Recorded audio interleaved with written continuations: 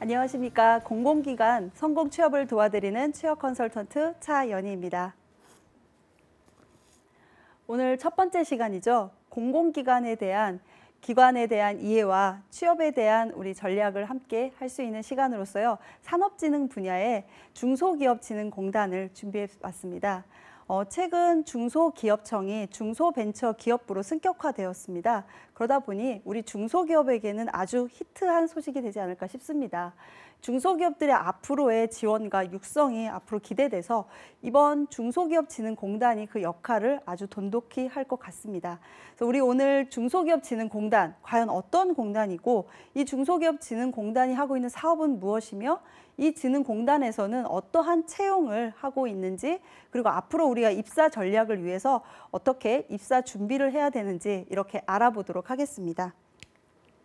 첫 번째, 중소기업진흥공단에 대한 이해 부분입니다. 중소기업진흥공단 어떤 공단인가요? 라고 했을 때 영어로는 스몰 앤 미디엄 비즈니스 코퍼레이션이라고 하죠. SBC라고 합니다. 중소기업진흥은 말 그대로 중소기업의 지원과 육성과 해외 진출을 도와줄 수 있는 그런 기관입니다. 기관적 성격은 준정부 기관으로서요. 자산 규모 15조 원 정도를 이루고 있고요. 현재 인원은 946명 정도가 인원으로 근무하고 있습니다. 출자 회사로 중소기업이 출자한 회사로는 3가지가 있는데요. 중소기업유통센터라는 곳이 있는데요.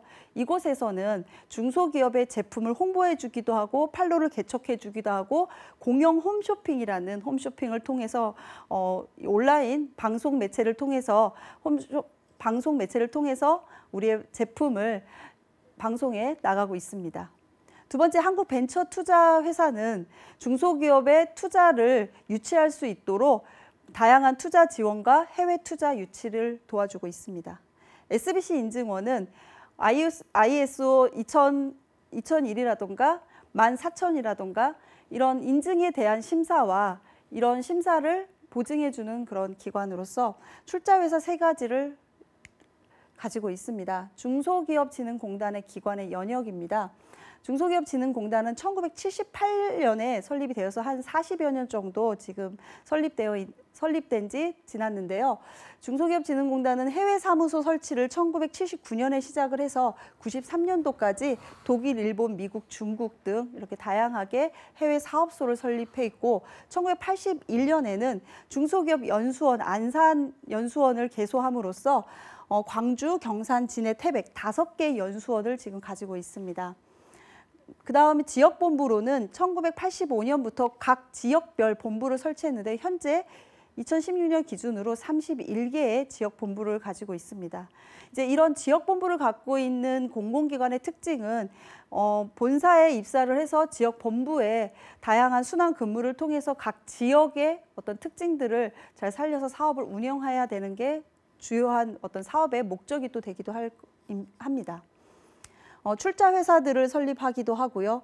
그다음에 2006년에는 중소기업 수출 지원을 강화하기 위해서 이제 내수 경제가 아닌 해외로 좀 더 진출할 수 있는 그런 기회들을 다양하게 마련을 하였습니다. 2012년에는 청년창업센터라는 것을 개소하였습니다. 그래서 청년창업센터를 통해서 청년들의 창업을 육성하고 지원해주기 위한 그런 기관으로서 안산에 있는 청년 창업 사관학교를 시작으로 해서 5개의 중소기업 지원센터, 중소기업의 이런 인력 지원을 위한 이런 창업센터들을 개소하고 또 육성을 하고 있습니다. 최근에는 중소기업 핵심 인력 성과 보상 기금이라는 것을 출범시켜서 중소기업에서는 일을 해도 그 보상이 적합하지 않다 보니까 이런 동기가 저하되는 경우가 있는데요. 그런 중소기업의 인력들에게 뭔가 성과를 제시하고 그 성과에 도달했을 경우에 보상금을 줄 수 있는 그런 제도도 시행하고 있습니다. 최근에는 중소기업기술정보진흥원의 인력 양성 및 중소기업의 컨설팅하는 사업을 인수받아서 중소기업의 각각의 애로사항 및 중소기업이 앞으로 지원해줘야 되는 것을 맞춤형으로 지원하기 위한 컨설팅 사업을 대대적으로 확산시키고 있습니다. 이런 중소기업진흥공단의 이사장으로 계시는 임채훈 이사장은 최근 1월 17일 기준으로 이제 퇴임을 하셨는데요. 이제 퇴임하시기 전에 신년사의 내용을 보면은 중소기업의 일자리, 양적, 질적에 대한 성장에 대해서 총력을 하겠다라고 했습니다. 내용을 좀 잠깐 확인해 보면은요, 정부 정책 세 가지를 이야기했습니다. 일자리 소득과 혁신 성장, 그다음에 공정 경제, 이 정부의 어떤 정책 3대 정책 중점 정책 방향 중에서 우리 공단은 그 중소기업의 어려움을 해결할 수 있는 그런 종합 기관으로 성장하겠다라는 부분을 두 가지를 제시했습니다. 첫째는 중소기업과 창업기업들을 효과적으로 연계할 수 있는 정책 연계 지원 수단을 마련해서 정부의 다양한 이런 정책들이 있는데 중소기업들이 그런 것들을 활용하지 못하고 있다. 이런 부분들을 우리가 중간에서 연결할 수 있도록 효과적으로 지원해 주겠다. 두 번째는 고객에 대한, 우리 중소기업이 되겠죠. 고객에 대한 최고의 서비스 기관으로서 고객의 목소리를 조금 더 귀 기울일 수 있고 고객에 좀 더 가까이 다가갈 수 있는 그런 부분에 총력을 기울여서 최고의 청렴 기관으로서 발돋움하겠다라고 이렇게 신년사를 이야기하였습니다. 중소기업진흥공단의 인재사항 세 가지입니다. 고객의 관점에서 일하는 인재, 조직의 화합을 생각하는 인재, 끊임없이 자신의 전문성을 키워가는 인재, 이 세 가지를 이제 하기 위해서 여러분들이 중소기업진흥공단에 가기 위해서는 항상 조직의 축에서 고객이라는 거, 조직의 축에서 자신의 개발이라는 거, 이런 부분들을 꾸준하게 계속 발전시켜서 결국은 우리의 고객인 중소기업의 건강과 성공 솔루션을 달성할 수 있도록 도와주는 역할을 한다라는 인재상을 가지고 있습니다. 중소기업진흥공단의 사회공헌 활동을 한번 살펴보았는데요.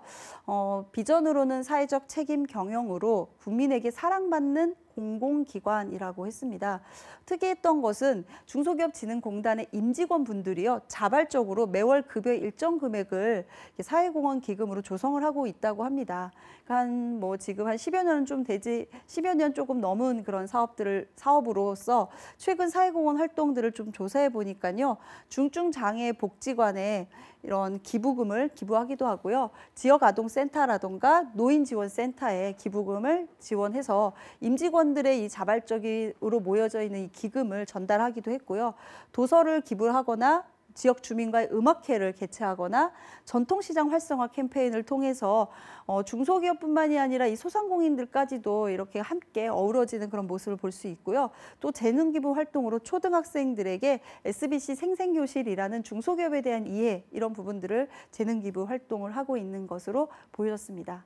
이렇게 중소기업진흥공단의 설립 목적, 중소기업의 경제적인 활성화와 촉진을 통해서 중소기업진흥공단이 이렇게 옆에서 지원해주고 다양한 사업들을 지원하고 있는데요. 그렇다면 중소기업진흥공단 어떤 일을 하고 있는지 한번 하나씩 알아보도록 하겠습니다.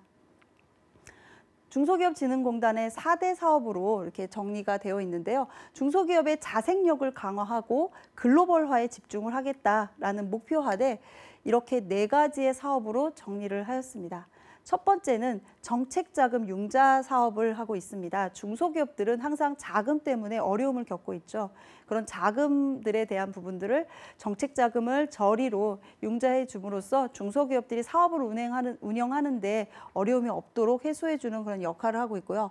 두 번째는 잘 만들어진 제품이지만 해외 진출을 하려고 하는데 이런 판로들의 어려움을 갖고 있고 해외 진출에 대한 방법이나 이런 부분들을 잘 알지 못해서 그냥 제품들이 회사에 그냥 쌓여 있는 경우들이 있습니다. 그래서 이런 중소기업의 제품들을 해외 시장에 진출할 수 있도록 글로벌화 수출 지원 사업을 추진하고 있습니다. 세 번째는 인력 양성 지원입니다. 우리가 중소기업 하면은 항상 인력난에 어려움이 있죠. 그래서 그 인력난 중에 하나는 기존에 있던 중소기업인들도 사실은 이직을 하는 경우들이 많다 보니까 결국은 그 회사에서 내가 더 배울 수 있고 성장할 수 있는 기회가 없어서 중소기업에 재직하시는 분들이 뭐 이직을 하거나 아니면 조금 더 지향하는 회사로 이직하는 경우들이 있는데요. 이런 것들을 조금 더 보완하고자 중소기업 재직자들에게 역량을 강화할 수 있는 교육이라던가 청년들의 창업을 육성시켜서 창업을 통해서 새로운 일자리를 창출할 수 있는 인력 양성 지원 사업을 하고 있습니다. 네 번째는요, 중소기업들은 항상 이제 기술에 대한 부분들, 그러니까 뭐 대기업 같은 경우는 기술을 연구할 수 있는 그런 파트들이 많은데 중소기업 같은 경우는 기술에 대한 연구를 하거나 이런 인력들이 확보가 잘 되지 않다 보니까 어떤 사업을 진행하는데 기술적 애로사항이 생겨서 사업이 더 이상 진행이 어려움을 이제 겪는 거죠. 그런 기술에 대한 연계도 해주고요. 또 기술을 또 개발할 수 있고 연구할 수 있는 그런 자금을 줘서 또 인력을 보충해서 또 기술을 또 개발할 수 있고 또 어떠한 중소기업의 다양한 문제들을 컨설팅을 통하거나 이런 애로사항들을 들은 다음에 이런 부분을 해결해주는 현장에서의 애로사항 해결 이런 역할들을 하고 있습니다. 이런 큰 네 가지의 사업 방향을 바탕으로 각각의 중소기업진흥공단에서는 사업들이 이루어지는데 첫 번째 중소기업 정책자금 융자 사업에 대한 구체적인 사업들에 대해서 좀 알아보도록 하겠습니다. 융자라는 부분이 무분별하게 그냥 아무 중소기업에 줄 수는 없는 부분이죠. 어느 정도는 성장할 수 있도록 그런 부분들에 맞춰서 지원을 해줘야 되는데 중소기업의 성장 단계별 지원을 하고 있다라는 거죠. 총 6단계의 성장 단계별 지원을 하고 있는데요. 창업기업, 성장기업, 제도약기업 이렇게 세 가지의 큰 축에 따라서 창업기업에는 처음에 창업을 하고자 하는 스타트업 기업이나 아니면 7년 이내의 사업들에 대해서 성장의 디딤돌이 될 수 있는 그런 창업기업 지원이라는 부분이 있고요. 그 다음에 또 거기에 따라서 이 사업이 앞으로 조금 더 잘 성장할 수 있는 투자를 이제 같이 지원해주는 투자 융복합 금융 지원이 또 첫 번째 성장 단계에서 지원이 이루어지고 창업 단계에서 이루어지고 두 번째 성장 단계가 되면 이제 그 다음 이제 성장 단계를 하기 위해서는 새로운 기술이라던가 새로운 어떤 네트워킹이 필요할 수 있는 부분들이 있기 때문에 신성장 기반 사업이라는 부분들이 있습니다. 그리고 국내에서만이 아니라 해외 진출을 할 수 있는 신시장 진출 지원 사업들이 있습니다.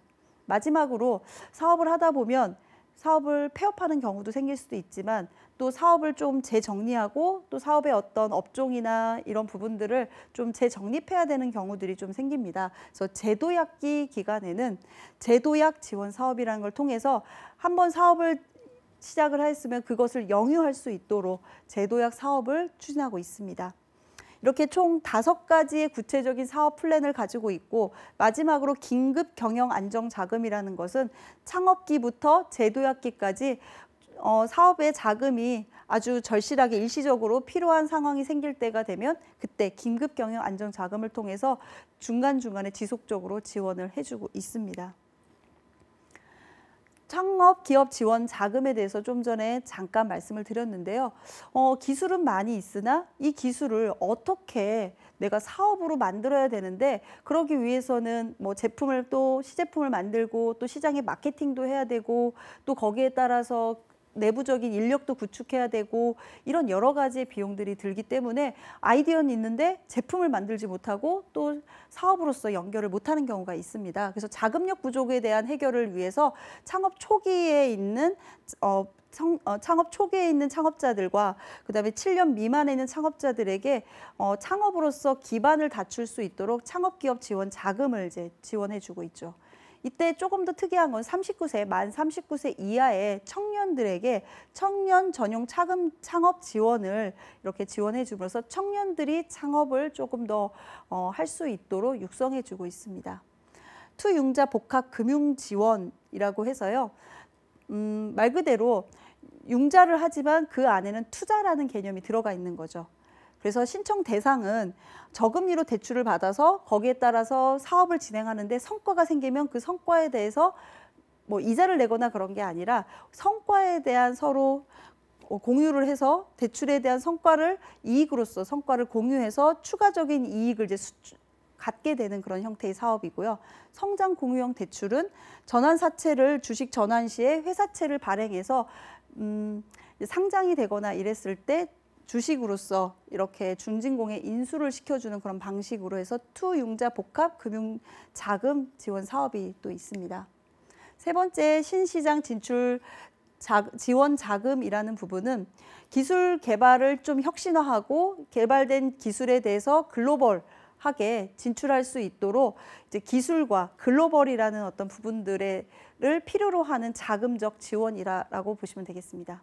그다음에 신성장 네 번째 신성장 기반 자금은 그동안 해왔던 사업들이 이제는 더 이상 사업으로서 진행하기 어려워서 조금 더 다르게 사업을 좀 다각화해서 다른 방식으로 하거나 아니면 기존의 사업 방식을 추구하는 게 아니라 새로운 방식으로 전환하고자 할 때 그런 새로운 방식에 따른 새로운 설비라던가 이런 투자들이 필요하게 되겠죠. 이런 설비의 투자에 대한 자금을 지원해 주는 건데요.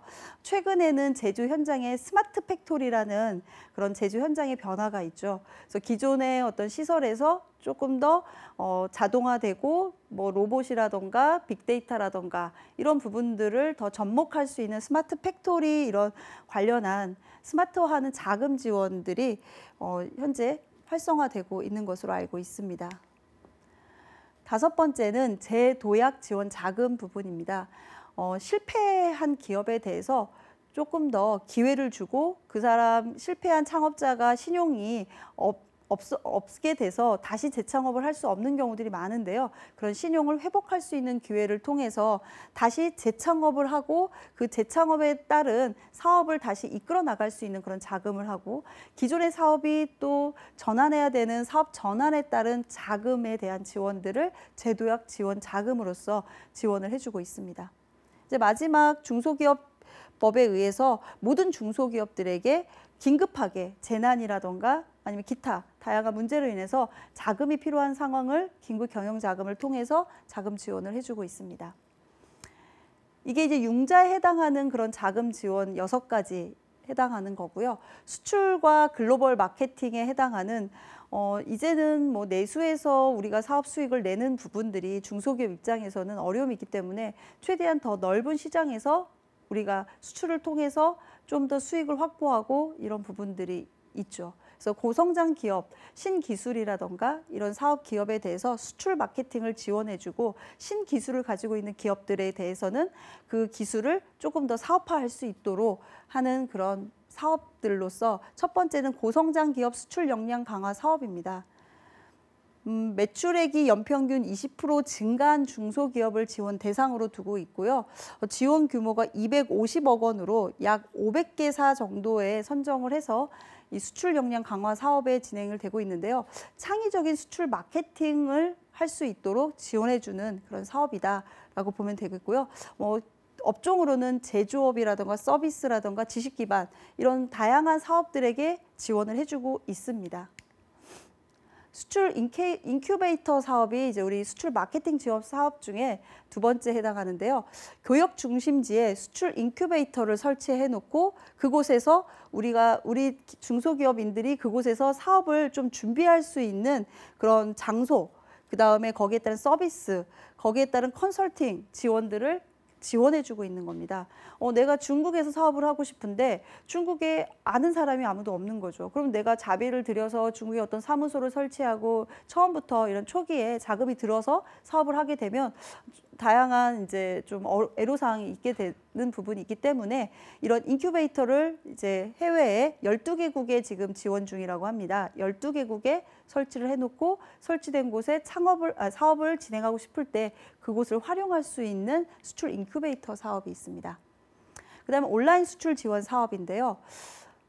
결국은 우리가 사업이 되기 위해서는 알려야 되는 부분이죠. 그래서 알리기 위해서는 홍보라는 거, 그래서 마케팅 홍보를 하기 위해서 판로 개척에 대해서 어려움이 있어서 광고를 하거나 뭐 예를 들어서 홈페이지를 만들거나 아니면은 뭐 바이어들을 만날 수 있는 기회를 찾거나 이런 부분들에 이제 애로사항이 있는데요. 온라인으로서 페이지를 영문화라던가 각국의 그 언어로서 이렇게 제작해주고 그 제작된 언어를 각국의 사업을 하고자 하시는 분들에게 노출시켜주는 그런 온라인 마케팅 사업이라고 보시면 될 것 같습니다. 그래서 고비즈 코리아라는 사이트를 중소기업진흥공단에서 운영하면서 그 온라인을 통해서 다양한 국가에 계신 분들이 우리 중소기업들과 연계를 할 수 있는 중간에 플랫폼 역할을 하고 있는 그런 사업으로서 뭐 검색 엔진을 잘 만들어서 해외 어떤 뭐 다양한 사람들에게 사업을 잘 진행할 수 있도록 노출시켜주는 그런 지원까지도 지원을 해주고 있습니다. 네 번째, 중소기업 수출 마케팅 사업입니다. 해외 전시회를 참여하는데도 많은 비용이 들고요. 그다음에 수출 상담회를 통해서 어떤 지역 제품의 특성이라던가 이런 부분들을 다각적으로 하고 싶은 부분에 대해서 조금 더 중소기업의 수출에 대한 마케팅을 온라인뿐만이 아니라 오프라인 안에서도 지원할 수 있는 중소기업 수출 마케팅 사업이 있습니다. 또한 각 지역에서 해외 유통망, B2C 유통망에서 입점을 할 수 있는 지원을 하고 있습니다. 그래서 각 지역의 소비재 위주의 유통하고 있는 회사들의 지역 중소기업 수출 마케팅 지원 사업으로서 이제 B2B 사업이 아닌 일반 고객들을 대상으로 사업을 할 수 있는 소비재 위주의 중소기업에게 진출을 확대할 수 있는 기회까지도 주고 있는 사업입니다. 중진공과 글로벌 컨설팅사의 이런 협력 관계를 가지고요. 해외 민간 네트워크 활용 사업이 6번째 있습니다. 우리나라에서 이제 우리나라의 중소기업들은 우리나라에 있는 컨설팅사는 잘 알지만 해외 상황에 대해서는 해외 컨설팅사가 그 지역이나 그 나라의 특성을 잘 알고 있기 때문에 이제 그런 부분들의 커넥션을 갖고 그런 컨설팅 서비스를 우리 중소기업들이 해외 나갔을 때 지원받을 수 있도록 해주는 그런 사업입니다. 세 번째, 인력 양성 지원 사업인데요.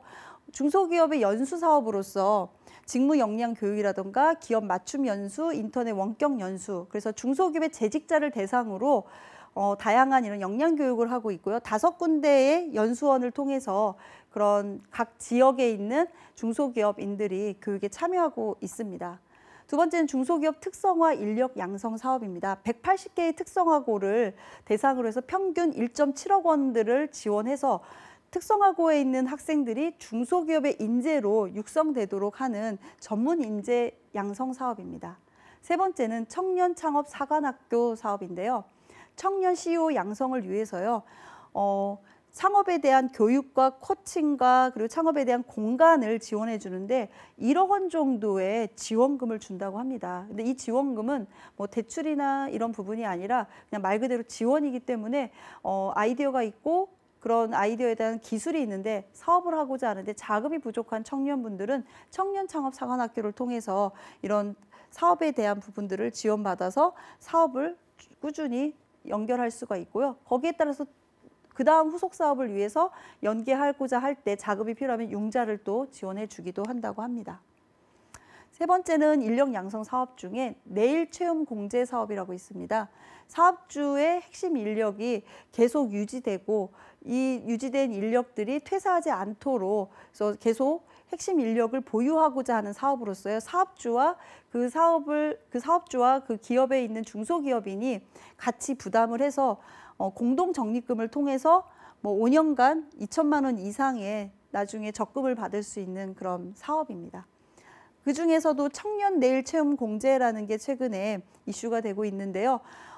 기업과 정부와 그다음에 재직하는 청년이 같이 마련을 해서 자금을 마련해서 추후에 만기 시에 1,600만 원의 목돈을 2년 후에는 마련할 수 있는 그런 아주 목돈 마련에 좋은 기회가 되고 있습니다. 그래서 우리가 2년 동안 1,600만 원을 마련한다. 이게 쉽지는 사실 않거든요. 그런데 우리 중소기업에 재직한다면 이런 청년 내일 채용 공제를 통해서 중소기업인들, 청년들에게 이런 목돈 마련의 기회를 줄 수 있는 그런 사업입니다. 네 번째, 사업 기술 지원과 현장 애로사항 해결을 위한 사업들로는요. 첫 번째, 사업 전환 지원 사업입니다.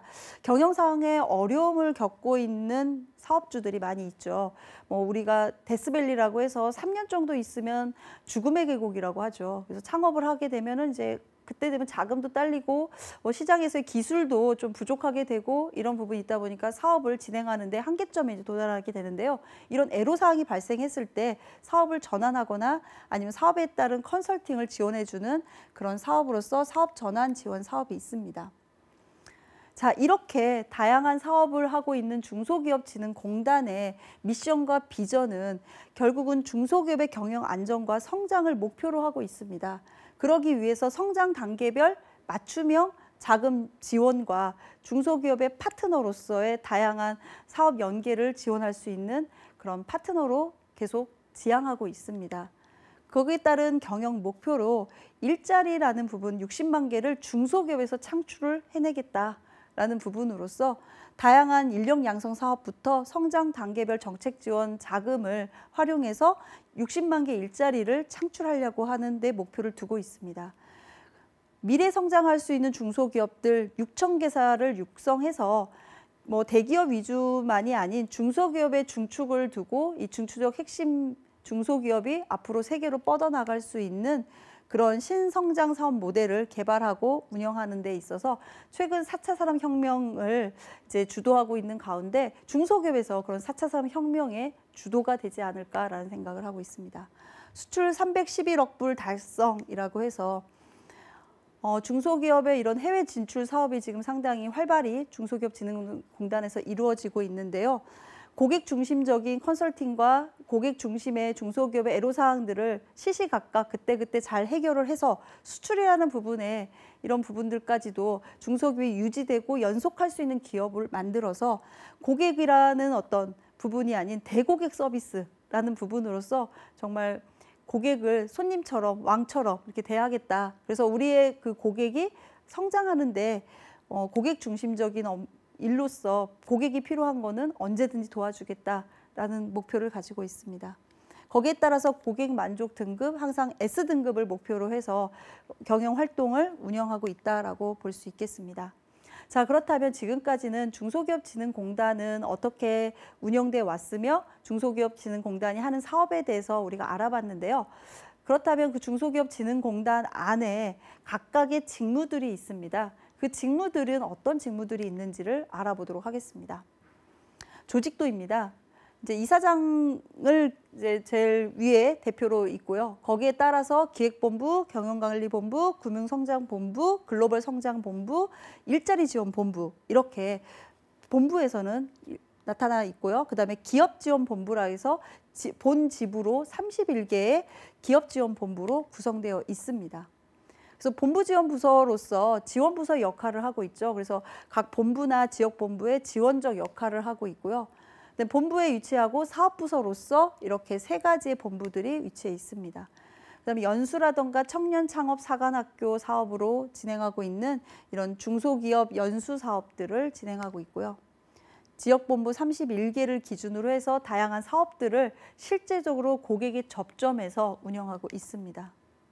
해외 중소기업 지원센터로 청도와 뉴욕에 이렇게 해외 중소기업 지원센터가 있습니다. 자, 그렇다면 각 본부에서는 어떤 일을 하고 있는지 우리가 좀 더 알아보도록 하겠습니다. 기획본부는 말 그대로 기획을 하는 일을 하겠죠. 그래서 전체 중소기업진흥공단의 기금을 관리하고 회계 처리를 하고 예산을 1년 동안 어느 사업 파트에 어떻게 예산을 편성해야 되는지 예산에 대한 운영과 거기에 따른 그 예산을 잘 활용하고 사업에 대한 성과 관리를 하고 있고요.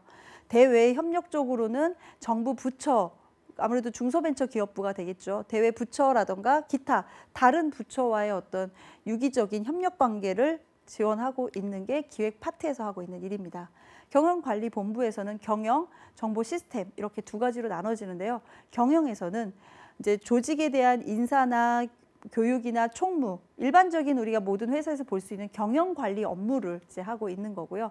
정보 시스템은 말 그대로 이제 지금 현재 다양하게 이루어지고 있는 업무에 대한 전사적인 ERP 시스템과 같은 그런 것들을 운영하고 개발하는 과정을 하고 있고, 또 하나는 중소기업의 이 비즈니스를 위한 시스템을 개발하고 운영하는 업무를 담당하고 있습니다.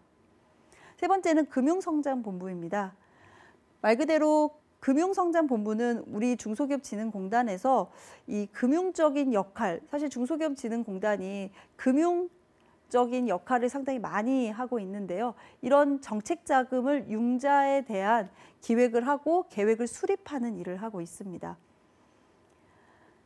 정책 자금 계획과 수립을 위해서 창업기업, 성장기업, 그다음에 기술 사업화, 경영 안정 자금 이런 항목들의 사업화 자금들을 분배하고 거기에 따라서 관리를 하고 또 그 사업들이 지원되고 나서 제대로 잘 지원됐는지 경영 심사를 해서 실태 조사를 하고, 그런 사업이 또 진행되기 위해서는 이제 심사를 중소기업에 대한 심사를 이제 맡게 되겠죠. 그래서 대출 심사라던가 대출 약정에 대한 체결을 한다던가 부실 채권이 생기면은 그런 부실 채권에 대한 방지책 관리를 하고 있고 기타 전반적인 융자를 하고 나서의 사업 후 관리에 대한 업무를 진행하고 있는 게 금융성장본부에서 하고 있는 업무입니다.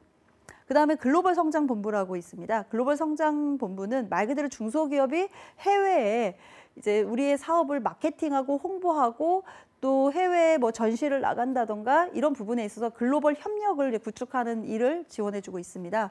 그래서 말 그대로 해외 전시, 무역 사절단을 파견하거나 수출 상담회를 진행하거나 또 새로운 신시장에 대한 개척성이 있다면 우리 중소기업이 필요하다면 또 신시장을 개척해서 우리 중소기업의 제품들이 그쪽에 진입할 수 있도록 하는 역할을 하거나 온라인을 통해서 그 온라인에 상품들을 탑재시키고 그 탑재시킨 상품들에 대해서 다양한 국가로부터 볼 수 있도록 홍보 마케팅 역할을 해주고 그다음에 수출 인큐베이터를 통해서 각 11개의 수출 인큐베이터 그 운영을 하고 있는데 그 운영된 수출 인큐베이터 해외 지사를 관리하면서 언제든지 우리 중소기업인들이 그 지역에서 사업을 편안하게 시작을 할 수 있도록 지원해주는 역할을 하고 있습니다. 일자리 지원본부 있습니다. 말 그대로 일자리죠. 중소기업은 항상 인력난에 어려움이 있기 때문에 이 인력을 매칭해주고 인력을 육성하고 이런 부분들이 상당히 중요하다고 생각을 합니다. 기술은 아주 좋은데 일할 사람이 없는 거죠. 그래서 아까 특성화고 연계 사업과 같이 이런 일할 수 있는 인재를 전문 인재를 양성해서 또 기업과 매칭해주는 역할을 하기도 하고요. 또 청년 CEO를 양성해서 새로운 신사업에 대한 일자리를 또 창출하는 역할을 해서 중소기업의 인력난 해소에 기반을 두고 뭐 교육을 또 지원해 줌으로써 인재 양성에 축을 두고 있는 업무를 하고 있습니다. 31개의 기업지원본부는 중소기업에 대한 대출 융자를 중소기업에 접점해서 심사하고 평가하고 사후 관리하는 역할을 하고 있습니다. 중소기업의 그런 건강한 중소기업을 발굴하기 위해서는 발로 뛰어야 되겠죠. 그래서 내가 담당하고 있는 그 지부의 지역 중에 어떠한 중소기업이 과연 유망하고 이 중소기업에게 자금이 필요하다면 어떻게 해결해주고 또 이 중소기업이 마케팅에 대한 요소가 어려움이 있다면 어떻게 마케팅에 대한 요소를 해결해 줄 수 있는지 경쟁력을 강화시키기 위한 종합 진단과 컨설팅 업무를 하고 있습니다. 그래서 정책 자금을 지원하는 데 있어서 기술성 심사 업무, 실태 조사 이런 업무들을 하고 있기 때문에 실제 지부에 계신 분들은 조금 더 중소기업을 찾아가고 이런 부분에 있어서 발로 뛰는 그런 업무들을 담당하고 있다라고 볼 수 있겠습니다. 지금까지 우리가 중소기업진흥공단의 조직도를 통해서 각 본부별 해당하는 직무 내용들을 알아봤습니다. 그렇다면 중소기업진흥공단에서는 과연 어떤 사람하고 일하고 싶은지 어떠한 채용에 대한 부분들을 갖고 있는지 우리가 채용 분석을 해보도록 하겠습니다. 중소기업진흥공단 신입직원 모집 요강을 통해서 우리가 채용 분석을 해볼 텐데요. 우선 2018년도 채용 예정인 부분은 52명 정도 올해 예정을 하고 있습니다. 매해 2월 달에 이제 채용이 진행됐는데 올해도 역시 원서 접수는 2월 달에 접수를 해서 서류 전형은 3월 달에 진행될 예정이라고 합니다. 서류에서 20배수 정도를 이제 뽑아서 필기 시험을 이제 볼 수 있도록 하는데요. 아무래도 서류에서 어느 정도는 이제 필터링을 하지만 그래도 20배수 정도 뽑는다는 것은 다양한 기회를 준다라는 부분으로 우리가 인지할 수 있을 것 같습니다. 그래서 필기 시험에서는 5배수를 모집을 해서 5배수를 합격을 통해서 1차 면접, 2차 면접에 3배수, 2배수로 해서 최종 이제 합격까지 이렇게 가는 그런 전형 절차를 가지고 있습니다. 그래서 지금 현재 여러분들이 2월이면 이제 얼마 안 남았기 때문에 2월 채용 지금 원서 뜨기 전에 지금 중소기업진흥공단에 대해서 관심이 있으신 분들은 지금부터 채용 분석하시고 기업 분석도 하시고 그다음에 서류 작성에 들어가야 되는 시기가 아닌가라는 생각이 듭니다. 모집 부분을 보면 행정직과 기술직으로 나눠집니다. 이제 큰 틀에서 보면 공공기관은 대체적으로 행정직, 기술직, 뭐 기타 이렇게 나눠지게 되는데요. 이제 보편적인 그런 이제 모집 부분을 갖고 있습니다. 근무지는 이제 지역인재 자체도 역시 이제 중소기업진흥공단은 본사가 진주에 있다 보니까 경남 지역의 지역인재를 주로 이제 지역인재로서 채용을 하게 되고요. 지부 자체가 전국에 있기 때문에 전국 주요 도시의 근무지를 이제 형성하게 되겠습니다. 뭐 제출 서류는 입사 지원서, 자기소개서 이런 부분을 제출하는데 이제 항상 이제 중소기업진흥공단뿐만이 아니라 모든 이제 공공기관의 지원서를 제출하시기 전에 항상 알아보실 거는 증빙 서류와 내가 작성한 것이 일치하는지 이 부분에 대해서 항상 면밀히 알아보시면 좋겠습니다. 우대사항으로는 이제 국가보훈 대상자, 장애인, 이전 지역 다시 말해 지역인재, 경남인재 채용이 우대사항으로 돼 있고요. 비수도권 지역인재, 비수도권 지역인재라고 한다면 이제 혁신도시 지역이 아닌 서울, 인천, 경기를 제외한 모든 지방에 있는 지역의 출신, 최종 학력 출신의 대학을 나온 분, 최종 학력 기준에서의 비수도권 지역인재 채용에 우대사항을 두고 있습니다. 필기시험 전형을 보면은요, 각 공기업마다 뭐 직업기초능력이나 직무수행능력 시험에 대해서 이제 보고 있는데 우리 중소기업진흥공단은 직업기초능력과 인성검사 이렇게 두 가지를 보고 있습니다.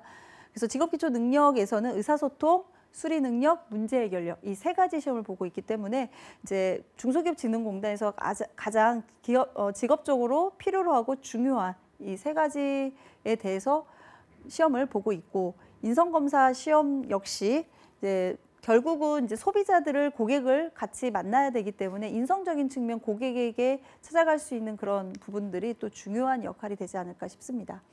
면접 유형은 1차 면접과 2차 면접으로 나눠져서 1차 면접에서는 토론 면접이 있게 되겠습니다. 그래서 하나의 주제를 주고 이제 5명에서 8명이 한 줄을 이루어서 토론한 형태이고요. 실무진 면접으로서 면접관 3명과 지원자 1명이 이제 집중적으로 그 사람이 해왔던 역량, 다시 말해서 직무 경험과 관련된 부분들을 이제 점검하는 면접입니다. 그래서 실무자분들이 들어가시기 때문에 내가 지원한 부서가 내가 경험이 없거나 업무적으로 좀 이해가 안 된다면 아마 실무진 면접에서 당황할 수 있는 부분들이 좀 많을 것 같습니다. 그래서 해당 직무 기술서를 통해서 여러분들이 어떠한 직무를 선택하면 좋을지 같은 행정직 안에서도 요소가 있기 때문에 그걸 잘 선택하셔야 실무진 면접을 잘 통과할 수가 있습니다. 이제 마지막으로 2차 면접 유형에서 임원진 면접은요. 5명에서 6명 정도 이제 우리 임원진들이 들어가고 지원자 역시 이제 그 정도의 다대다 면접을 이제 지원을 하는데 30-40분 가량의 집중적으로 이제 직무 연관성과 인성 면접을 이제 평가한다라고 합니다. 자, 행정직과 기술직으로 나눠져 있는 사항으로 이번에 신입직 부분과 경력직 부분이 좀 같이 이렇게 섞여 있더라고요. 2017년도 하반기 모집 요강을 이제 발췌해서 여러분들에게 이제 말씀을 드린다면, 그래서 여러분들에게는 우선 신입직 위주로 오늘은 말씀을 드리도록 하겠습니다. 신입직으로 행정직에서는 일반 행정과 외국어 특기자 행정이 있습니다. 우선 응시 자격은 좀 전에도 말씀드렸다시피 학력, 전공, 연령 다 제한이 없습니다. 단 뭐 조사 연구 분야에서는 석박사학위 소지자 이런 부분이 있기 때문에 여러분은 이제 경력자가 아니기 때문에 해당은 되지 않으실 거라고 봅니다. 외국어 특기자는 영어, 중국어, 베트남어, 때로는 뭐 스페인어를 요구하는 경우도 있더라고요. 그래서 각각 그 해당하는 포지션에 인력이 필요할 때에는 그 다양한 나라 국가 중에 언어가 필요한 부분들을 좀 더 제시하고 있는데 2017년에는 이렇게 3가지 언어에 대한 모집 요강이 있었습니다. 우대사항, 우대사항은 결국은 취업할 수 있는 조금 더 접점에 가 있을 수 있는 부분인데요. 비수도권 지역 인재라든가 이전 지역 인재이신 분들은 중소기업진흥공단에 이렇게 지원을 하시면 좋은데 경남 지역에 해당하시는 분들이 이 부분이 해당이 되고 그다음에 인천, 경기, 서울, 인천, 경기 이런 분들 이외에 비수도권 지역 인재도 우대사항에 들어가기 때문에 지원해 보시면 좋을 것 같습니다. 그다음에 공공기관 청년 인턴제나 중소기업에서 3개월간 근무한 경험이 있는 사람을 우대한다라고 합니다. 우리가 여기서 좀 한 가지 알아볼 거는요. 공공기관에 내가 뭐 계약직이 됐던 인턴이 됐던 다양한 이제 경험을 하시게 될 때가 있는데요. 그래도 이왕이면 청년 인턴제라는 것을 통해서 내가 경험을 했는지 그걸 한번 좀 확인해 보시기 바라겠습니다. 청년 인턴제를 경험한 분들에게 조금 더 가점을 주는 기관들이 몇몇 있기 때문에 청년 인턴제가 아닌 경우에는 가점 사항이 아니다라고 이제 하는 경우들의 기관이 있습니다. 근데 중소기업진흥공단 역시 우대사항을 두고 있기 때문에 이왕이면 여러분이 경험했던 게 제가 그때 경험한 게 청년 인턴제인가요? 라고 한번 인사팀에 전화를 하셔서 물어보시고 만약에 아니라면 이제 우대사항은 좀 아니다라는 좀 아쉬움이 있고요. 만약에 맞다면 중소기업진흥공단에 지원하시게 되면 조금 더 가점을 받으실 수 있을 것 같습니다. 채용 절차에 대해서 말씀을 드리겠습니다. 각 공공기관마다 채용 절차는 조금씩 다르게 있습니다. 채용 절차 부분을 보면 직업기초 능력, 면접, 2차 면접 이렇게 있는데요. 중간에 신체검사와 신원조회라는 부분을 이제 가지고 있습니다. 채용 조건으로는 수습을 3개월 정도 하고 나서 정규직 전환으로 이제 정규직으로 전환되는 경우인데요. 연봉 자체를 보니까 3,460만 원으로서 네, 보통 공공기관의 평균 연봉보다 상당히 높은 그런 연봉 조건을 가지고 있습니다. 직무기술서 내용을 보면 일방행정직의 총 4가지의 직무들로 채용을 하고 있습니다. 경영기획, 총무, 기업 신용 분석, 여신 심사. 이쪽 경험에 대해서 직무 관련 유관 자격증 소지자, 아무래도 기업 신용 분석이라던가 여신 심사 이쪽에 해당하는 부분은 유사 직무 경력 사항이 좀 더 있거나 아니면 관련 자격증 소지자인데 이런 자격증에 대해서는 이제 채용 공고안에 미리 사전에 이제 기준을 두고 있기 때문에 이제 이런 부분에 해당하시는 부분만 작성했을 경우에 인정을 해주는 부분들이겠죠. 우선 경영기획이라는 업무를 좀 잠깐 보도록 하겠습니다. 경영 목표 달성을 위해서 자원 배분을 이제 하는 부분인데요. 기금에 대한 부분들을 어떻게 나눠서 사업으로 운영할지에 대한 전체적인 운영 관리를 하는 경영기획팀이 있죠. 거기에 따라 필요 지식이라는 부분, 우리 직무기술서를 확인해 보면 나타나는데요. 이 필요 지식에 해당하는 부분 중에 기업 경영 자원을 운영하는 지식을 배웠다라던가 산업 동향 이런 부분들을 그러니까 경영학 원론이라던가 이런 부분들의 수업을 이제 조금 더 들은 분들이 좀 유리하겠죠. 예산 재무 관리, 기업 가치 평가표, 재무나 회계 쪽 관련 수업을 들으신 분들은 이제 이쪽에 대한 지식을 이제 갖추신 분들로서 거기에 따라서 이제 예산 관리를 할 수 있는 회계적인 관점이라던가 손익분기점을 분석해 볼 수 있는 거라던가 그다음 보고서를 작성해 볼 수 있는 그런 스킬이라던가 이런 요소들을 갖추고 있는 요소의 직무를 필요로 하고 있고요. 두 번째는 총무 파트에서는 임직원들의 업무를 효율적으로 잘 일할 수 있도록 관리해 주는 일을 하고 있는 거죠. 필요 지식으로는 이제 행사 기획을 하거나 아니면 인사 노무와 관련된 법률적인 제반적인 다양한 일들을 하거나 복리후생과 관련된 일을 하고 있기 때문에 이쪽에 행사라든가 운영을 하는 데 있어서 지식적으로 본다면 다양한 대인관계를 할 수 있었던 어떤 경험이라든가 그런 사람에 대한 이해를 할 수 있는 그런 심리학 공부를 또 좀 더 해봤다라는 것도 괜찮을 것 같고요. 그다음에 부동산 관련 법률, 그럼 부동산과 관련된 지식을 쌓았던 지식이 있으면 그런 부분을 어필하셔도 좋을 것 같습니다. 아무래도 행사를 진행하거나 법률적인 해석을 할 수 있는 부분들이 있기 때문에 어떤 규정이나 규칙이나 어떤 순서를 잘 지켜서 매뉴얼화하는 거라던가 이런 필요 기술들이 이제 필요할 수 있습니다. 기업 신용 분석 업무를 하는 경우는 기업의 어떤 위험도, 리스크를 이제 관리하기 위한 부서로서 경영의 어떤 전략, 그 회사의 어떤 경영 상태에 대해서 평가하고 그 평가한 부분에 대해서 리스크가 있는지 없는지 하는 부분에 대해서 분석하는 기법에 대한 지식을 갖고 있거나 거기에 따라서 산출표를 작성하고 타당성을 검토하는 툴을 사용해 봤거나 그런 재무적인 위험도를 분석할 수 있는 업무를 해본 경험이 중요할 거라고 생각을 합니다. 여신 심사 업무는 말 그대로 여신 거래에 있어서 리스크를 점검하고 여신 의사결정에 대해서 지원하는 거죠. 대출에 대한 지원을 이제 보는 건데요. 이 대출을 이제 지원해 줬을 때 상환할 수 있는 능력이 있는지, 그다음에 신용에 대한 부분은 제대로 이 회사가 건전한지, 그다음에 기업이 현재 시장에서 얼마나 가치가 있는지 이런 기업 가치 평가에 대한 지식을 이제 공부하신 분이고 또 자산에 대해서 그 대출받은 자산에 대해서 관리할 능력이 이 기업이 과연 있는지 자산 관리 능력에 대한 평가를 하거나 아니면 담보 설정을 할 수 있는 부분에 대해서 이해하거나 이런 업무들에 대해서 경험이 있으신 분들이 아무래도 이 업무에 적합할 거라고 봅니다. 직무기술서의 내용이 나타나는 이 행정 파트에서의 경영 쪽은 에튜티드로는 창의적인 사고, 논리적이고 경청 자세, 도전적이면서도 주인의식을 갖고 공정성이라던가 고객 지향적 태도, 원활한 의사소통, 그다음 정확한 업무 처리 태도, 타 부서와 협력하는 자세 이런 부분들을 상당히 필요로 하고 있습니다. 행정직으로 마지막으로 외국어 특기자 신입직을 뽑고 있는데요. 이 신입직 안에서도 외국어 특히 해외 마케팅을 이제 지원하는 업무들이 주로 있겠죠. 그러다 보니까 해외 마케팅에 해당하는 경영 기획 업무라던가 예산의 규모를 편성하는 거, 해외 진출을 지원하는 거, 해외 네트워크를 구축해주는 그런 업무들이 이제 주요한데요. 이제 말 그대로 경영 기획은 위에 행정직과 유사한 부분이 있고요. 예산 관리에 대한 부분도 이제 우리 해외 마케팅 관련한 예산을 편성하고 회계를 처리하는 그런 부서로서 이제 회계적 처리 관점을 이제 잘 다룰 수 있는 능력을 필요로 하고 있습니다. 그다음 해외 진출 지원 업무로는 해외 진출에 대한 시장을 조사하거나 상품을 평가하고 그 상품에 대해서 신사업으로 성장 가능성에 대한 부분들을 수립해주는 역할로서 해외와의 어떤 사업이 연계될 수 있도록 하는 지식과 거기에 따른 외국어 능력은 당연히 필요하겠죠. 외국어 능력, 커뮤니케이션, 그다음에 사업의 진출에 따른 보고서 그런 것들을 관리해주는 그런 업무들을 이제 필요로 하고 있습니다.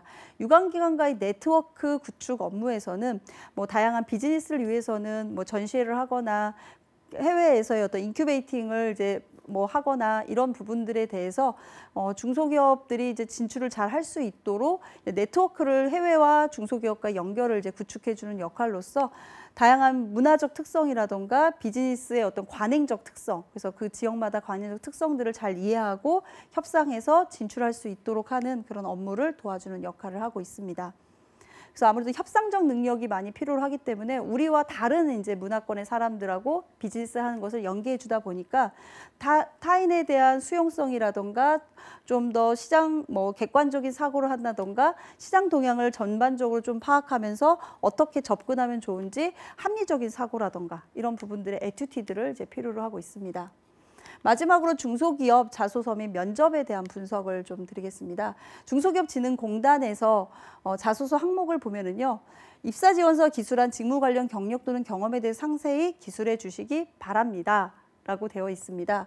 입사지원서에 기술한 직무 관련 경력에 대해서 우리가 지원을 하기 위해서는 직무기술서를 잘 파악을 하셔야 되겠죠. 두 번째는 학원 및 경력 중 가장 몰입했던 경험 3가지와 중소기업진흥공단을 지원하게 된 동기에 대해서 말해봐라. 지원 동기에 대한 부분을 이야기를 하고 있고요. 중소기업진흥공단 안에서 직장생활을 통해서 어떤 목표를 이루고자 했던 부분들, 그다음에 학업 과제 수행 내용 중에서 어렵거나 힘들었던 문제를 해결했던 부분들에 대해서 어떻게 해결하는 관점을 가지고 있는지, 조직에 대한 부분 질문으로서 조직 생활 중에서 다른 사람과 의견이 다르거나 했을 때 어떻게 합의하고 했는지, 조직 생활에서의 어떤 합의점을 찾는 과정, 그리고 6번째 지원자 동료들과 함께 일을 했을 때 사회성이라던가 대인관계성에 대해서 알아볼 수 있는 그런 질문들의 자소서 항목들을 갖추고 있고요. 면접 준비에서는 토론 면접 주제로서는 중소기업의 최근의 이슈들을 좀 살펴보시면 좋을 것 같고요. 역량 질문 사례에서는 중소기업과 지금 중진공의 어떤 역할로서 어떻게 대처해 나가고 중소기업들을 어떻게 지원해 주면 좋은지 거기에 따른 개선 사항이라던가 아이디어를 좀 더 제시해 줄 수 있으면 좋겠습니다.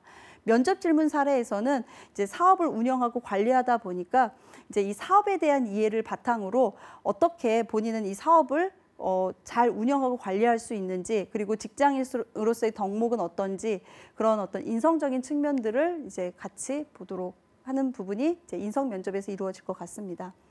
그래서 면접 준비 팁으로는 스터디 꾸준히 하시면서 직무에 대한 전문성과 관심을 계속 기르고 기업에 대한 정보는 필수적으로 있으면서요. 학교에서 제공하는 면접 기회 여러분들 유용하게 사용하시면 좋을 것 같습니다. 중소기업진흥공단 마지막으로 최근 기사를 보면은요, 기업 현장의 애로사항을 잘 이렇게 살피기 위해서 기업 인력 애로센터를 이렇게 구축을 해서 중소기업에 좀 더 가까이 다가가는 모습도 보이고요. 일자리를 만들기 위해서 중소기업의 어떤 일자리가 많이 만들기 위해서 중소기업 정책 자금으로서 이 스마트화시키는 스마트 팩토리 지원 사업에 이제 같이 참여를 하고 있고요. 우리가 이제 중복 지원에서 눈먼 돈 이렇게 얘기를 하는데 중소기업의 이런 지원들이 다양한 다른 부처들도 이렇게 지원을 하고 있습니다. 그런 부분에 있어서 중복 지원을 이제 사후 관리 잘 해서 막을 수 있는 그런 부분들도 지금 진행을 하고 있고요. 해외 신흥 시장에 도전할 수 있는 부분들, 이런 부분들을 구축해 나가고 있는 이런 중소기업진흥공단입니다. 그렇다면 중소기업진흥공단이 앞으로 2018년도부터 이제 개선해야 되는 다양한 과제들이 있을 겁니다. 이런 과제들을 좀 정리해 봤는데요. 2017년까지 사업들에 대한 사업 보고서를 바탕으로 이런 과제들이 앞으로 좀 미진하기 때문에 조금 더 추진했으면 좋겠다라는 부분이 이제 알리오 사이트에 여러분이 들어가시면은 이제 감사 보고서라던가 경영 보고서를 통해서 접할 수가 있습니다. 첫 번째로는 유관기관과 협력 체계 구축. 이라고 해서요. 중소기업이라는 곳에 같이 이제 지원을 하고 있는 유관 기관들이 있습니다. 뭐 최근에는 신용보증기금이라는 기관도 있는데요. 그런 기관과 협력해서 뭐 중복자금도 막을 수도 있고요. 중소기업의 성장 단계별 지원을 조금 더 다르게 지원해 줄 수 있는 방안도 구축해 나갈 수 있기 때문에 유관 기관과 협력 구축이 앞으로 되게 많이 더 필요할 수 있을 것 같습니다. 두 번째는 재직자 4차 산업 인력 양성 사업 구축. 현재 중소기업에 있는 인력들은 아무래도 기술력이라던가 이런 부분들의 재교육을 받지 못해서 새로운 기술을 개발하고 할 수 있는 연구 인력이 좀 부족합니다. 그래서 이런 부분에 대해서 교육을 통해서 최근 4차 산업혁명 시대에 맞는 신기술들을 재교육시켜서 중소기업에 그것을 적용할 수 있는 그런 사업들에 대해서 교육이 필요한 부분이고요. 최근 이제 정책 자금이 워낙 많다 보니까 불법 브로커들이 많이 있습니다. 그래서 이제 이런 불법 브로커들을 이제 개입하지 못하도록 이제 이런 불법 브로커, 뭐 불법 컨설팅을 방지하기 위한 이런 센터들, 이런 부분들을 이제 부당 개입한 부분에 대한 것을 할 부분에 대해서 활성화가 이제 필요하지 않을까 생각이 듭니다. 그다음에 기술 사업 위주의 평가를 구축하자. 이제 아무래도 이제 기술로서 우리가 사업이 진행되면은 일자리나 이런 부분들이 많이 더 활성화되기 때문에 기술을 좀 더 개발을 하고 이런 기술 개발을 통해서 일자리 확보를 하는데 좀 더 같이 고용률 유지에 노력을 하자라는 부분으로서요. 자금을 이제 지원을 중소기업에 해줍니다. 중소기업의 자금을 지원해 주는데 사실 자금이 다르게 용도에 맞춰서 쓰고 있는 경우들이 있다고 합니다. 뭐 기사를 좀 확인해 보니까 그런 사례들이 이제 있어서 이제 불법으로 자금 지원이 된 부분이 아니냐라고 이제 역으로 이제 됐는데 자금 지원을 받은 분들이 그 사업에 써야 되는데 뭐 다른 이제 뭐 자금을 이제 뭐 바탕으로 이제 뭐 기반 시설에 잘못 투자해서 그것으로 제2의 다른 수익을 이제 얻게 되는 경우들이 있습니다. 그래서 사후 관리를 좀 더 철저히 해야 되는 중진공의 어떤 개선 과제들이 있습니다. 이런 과제를 바탕으로 우리 취업 준비생 분들은 이런 과제에서 나는 그러면 어떻게 중진공에서 개선 과제를 해결해 나갈 수 있는지 이런 아이디어들을 여러분들이 조금 더 생각해내고 만들어내갈 수 있으면 좋을 것 같습니다. 그래서 중소기업진흥공단만이 가지고 있는 외부의 요소와 내부적인 요소, 장단점을 가지고 있는데요. 이제 최근에 외부 요소에서는 최저임금 인상에 따라서 중소기업들이 어려움이 있고요. 그다음에 기회적 요소로는 정책 변화로 인해서 신규 사업 기회의 확대와 그다음에 김영란법 개정안으로 인해서 좀 더 중소기업이 활성화될 수 있는 그런 기회가 있고요. 근데 고객의 관점에서 약점으로는 자금 사후 관리가 미흡하다 보니까 좀 더 다양하게 중소기업이 나갈 수 있는 돈들이 하나로 이제 집중될 수밖에 없는 그런 상황이 돼서 사후 관리를 좀 더 보완해야 되고, 고객 중심적인 어떤 강점에서는 현장 밀착형 서비스를 위해서 최근 중소기업을 너무나 잘 알고 있기 때문에 지원하고 있는 부분들이 중소기업진흥공단의 강점이지 않을까 싶습니다. 공공기관 입사 지원 전략, 여러분들에게 늘 여러 번 얘기해도 참 어떻게 보면은 지루하지 않은 얘기입니다. 채용 공고 자격 요건 확인하십시오. 그리고 두 번째는 우대사항 꼭 확인하십시오. 세 번째, 직무기술서를 통해서 어떠한 능력이 필요한지 목표를 정하십시오. 직무기술서에 있는 증빙, 내가 어떻게 작성할 증빙들 확인하시고요. 거기에 따른 필요한 게 있다면 여러분들이 경험과 교육을 조금 더 하시면 좋을 것 같습니다.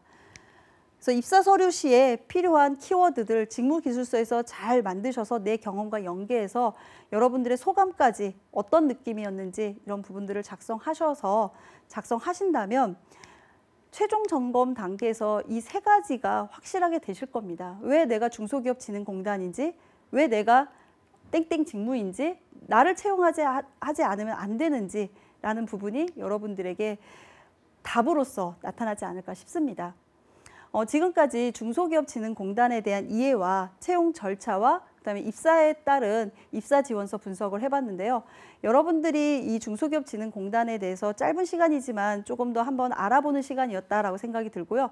추후에 궁금한 사항이 있으면 언제든지 문의해 주시면 저는 여러분들에게 항상 가까이 다가가는 컨설턴트이니까요. 가까이 가서 또 말씀을 또 전해드릴 수 있을 것 같습니다.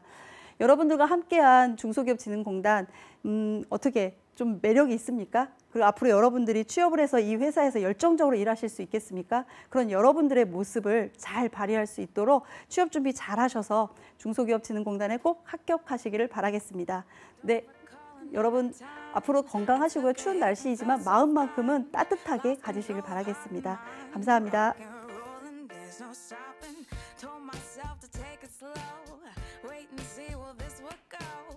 Check me now, what do you know?